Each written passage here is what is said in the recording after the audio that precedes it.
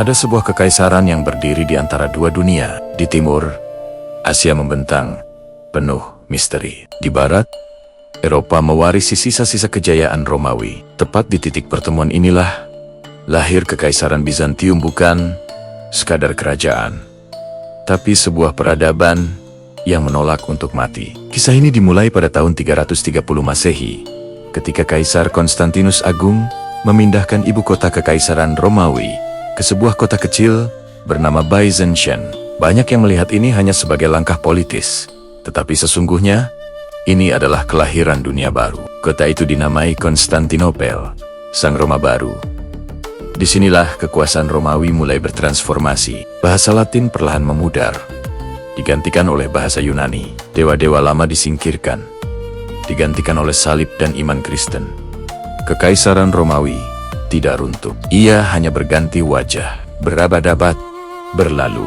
Sementara Roma di barat tenggelam dalam kekacauan dan serangan bangsa barbar, Bizantium justru semakin menguat. Tembok Theodosius yang perkasa menjulang tinggi. Sebuah pernyataan abadi bahwa kota ini tidak akan mudah ditaklukkan. Di balik dinding batu raksasa itu, seni, hukum, dan iman dirajut menjadi satu kesatuan yang indah. Mozaik-mozaik emas menghiasi gereja-gereja, bukan sekadar hiasan, melainkan simbol surga yang turun ke bumi. Ini adalah masa di mana peradaban bersinar terang di tengah kegelapan. Pada abad ke-6, seorang kaisar bernama Justinianus naik takhta dengan ambisi yang nyaris mustahil, menyatukan kembali seluruh wilayah Kekaisaran Romawi yang lama. Bersama jenderal legendarisnya Belisarius, pasukan Bizantium menyerbu Italia, Afrika Utara, dan hampir seluruh pesisir Mediterania. Untuk sesaat, Laut Tengah kembali terasa seperti danau milik Romawi. Namun, ambisi besar selalu datang dengan harga yang mahal. Wabah pes yang mengerikan melanda Konstantinopel, merenggut jutaan nyawa dan melemahkan kekaisaran dari dalam.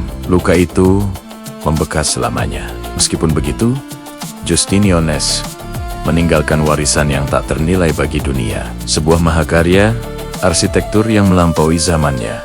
Hagia Sophia, kubah raksasanya seolah menggantung di udara, menciptakan ruang yang begitu agung di mana cahaya menari di atas mozaik Kristus. Bangunan ini bukan sekadar gereja terbesar di dunia pada masanya, melainkan sebuah pernyataan tegas.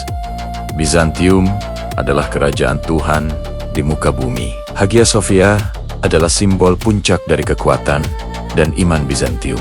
Namun, iman yang begitu kuat juga bisa melahirkan perpecahan yang mendalam. Sebuah konflik bernama ikonoklasme mengguncang kekaisaran hingga ke akarnya. Perdebatan tentang apakah gambar-gambar suci atau ikon boleh disembah memecah belah masyarakat. Gambar-gambar suci dihancurkan, para biarawan diusir, dan bahkan darah tertumpah atas nama kemurnian iman. Selama lebih dari 1 abad, Bizantium tidak hanya bertarung melawan musuh dari luar, tetapi juga melawan dirinya sendiri. Meskipun akhirnya penggunaan ikon dipulihkan, luka spiritual ini meninggalkan jejak yang panjang dalam sejarahnya. Dari arah timur, kekuatan baru yang dahsyat bangkit dengan sangat cepat. Islam, Suriah, Mesir, dan Yerusalem, provinsi-provinsi paling makmur milik Bizantium, jatuh satu persatu ke tangan tentara Muslim. Kekaisaran yang dulu luas kini menyusut drastis. Namun, Konstantinopel tidak menyerah. Mereka memiliki senjata rahasia yang legendaris.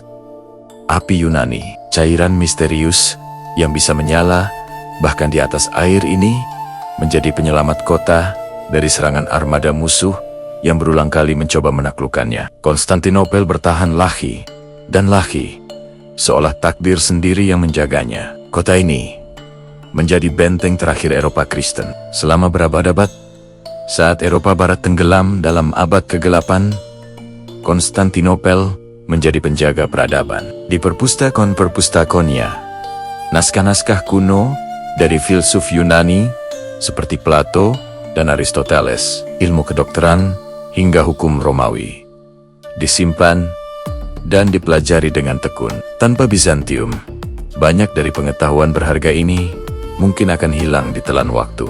Mereka adalah jembatan yang menghubungkan dunia kuno dengan dunia modern. Namun, ironi sejarah datang dengan cara yang paling menyakitkan. Pada tahun 1204, kehancuran Konstantinopel tidak datang dari musuh lamanya, melainkan dari saudara seiman, tentara salib dari Eropa Barat.